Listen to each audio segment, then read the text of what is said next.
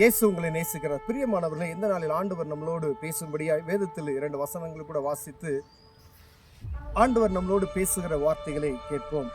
அது யோவான் புஸ்தகம் 2வது அதிகாரம் 4-5 வசனங்கள் இப்படியாக சொல்லுகிறது. அதற்கு இயேசு, ஸ்திரீயே, எனக்கும் உனக்கும் என்ன? என் வேலை இன்னும் வரவில்லை என்றார்.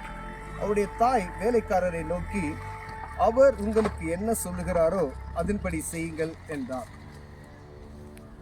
கானா ஒரு திருமணத்துல திராட்சரசம் குறைவுபட்ட போது அற்புதம் முதலில் நடந்தது நமக்கு எல்லாரும் அறிந்திருக்கிறோம். ஆனா பாருங்க, ஆண்டவராக இயேசு கிறிஸ்து அந்த ஸ்திரீயை, அவருடைய தாயை பார்த்து, ஸ்திரீயே அப்படின்னு சொல்றாரு. ஸ்திரீயே, உனக்கும் எனக்கு என்ன அப்படின்னு சொல்லிடுறாரு. ஏன்னா என்னுடைய வேலை இன்னும் வரவில்லை அப்படின்றதையும் சொல்றாரு. ஆனா அவங்க தாய் என்ன சொல்றாங்க பாருங்களேன், ஒண்ணுமே அவங்க வேற ஒன்றும் பேசல.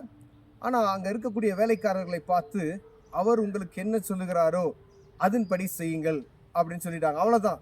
அதுக்கப்புறம் வேத புத்தகத்துல நாம் வாசிக்கும் பொழுது மரியாள் ஆண்டவர்கிட்ட வேற ஏதாவது அற்புதத்துக்கோ ஏதோ ஒரு சொல்வதற்கோ எந்த ஒரு காரியம் நாம் வாசிக்க முடியவில்லை. பிரியமானவர்களே, ஆண்டவராக இயேசு கிறிஸ்துட்ட அவர் என்ன சொல்லுகிறாரோ அதன்படி செய்யுங்கள் என்று அன்னை மரியாள் அவர்கள் சொல்லிவிட்டார்கள். ஆனா நாம் மீண்டுமாய் நாம் என்ன ஒரு தவறு செய்கிறோம் என்றால், அன்னை மரியாளையே நோக்கி பார்க்கிற அநேகர் உண்டு. ஆனா அவங்க என்ன சொல்லிட்டாங்க பாருங்களேன், நீங்க இயேசு என்ன சொல்லுகிறாரோ அதன்படி செய்யுங்கள். ஒரே வார்த்தை, அவர் என்ன உங்களுக்கு சொல்றாரோ அதன்படி செய்யுங்கள். அப்ப அவர் என்ன சொல்லியிருக்கிறாரு நம்ம அறிந்து கொள்ள வேண்டுமானால் வேத புத்தகத்தை நாம் வாசித்தால் மாத்திரமே நாம் அறிந்து கொள்ள முடியும். பிரியமானவர்களே, இந்த வேதத்துல ஆண்டவர் செய்த ஊழியங்கள், ஆண்டவர் செய்த அநேக அற்புதங்களும் இந்த வேத புத்தகத்தில் எழுதியிருக்கிறதை நாம் பார்க்கிறோம்.